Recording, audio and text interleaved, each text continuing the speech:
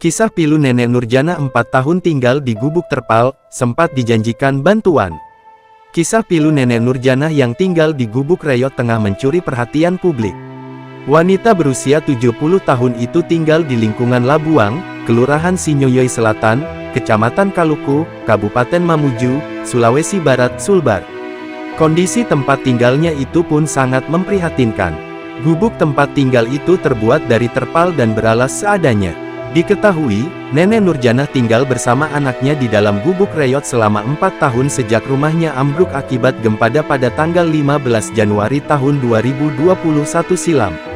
Sejak saat itu, Nenek Nurjana membangun rumah yang terbuat dari terpal bekas dari pemberian warga sekitar. Diketahui, Nenek Nurjana mempunyai 3 anak, namun 2 anak lainnya sudah berkeluarga. Sementara itu 1 anak laki-laki tinggal bersama Nurjana di dalam gubuk. Dilansir dari Tribun Sulbar, kondisi rumah Nurjana sudah sangat memprihatinkan, tidak layak huni.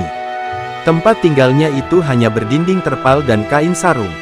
Gubuknya itu tidak jauh dari terminal tanpa Padang Mamuju. Tendanya telah banyak yang bolong sehingga ketika angin kencang dan hujan deras gubuk ini digenangi air. Di dalam gubuk yang sempit ini hanya terdapat tumpukan kain, bantal dan kasur yang sudah kusam. Nenek Nurjana juga tidak memiliki kelambu, sehingga tidur dirinya harus menahan gigitan nyamuk. Ia mengaku, selama tinggal di gubuk Nurjana memang kerap dikunjungi oleh pihak yang mengaku dari pemerintah. Namun, kata dia, mereka hanya datang mengambil foto, gambar, lalu pergi.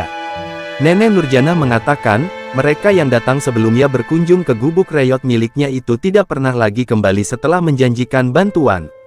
Ada datang sesekali, memberi sembako, lalu foto dan mereka pergi.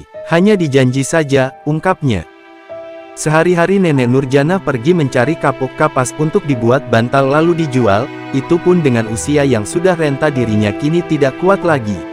Ia juga mengharap hasil dari anak laki-lakinya yang setiap hari bekerja sebagai tukang ojek.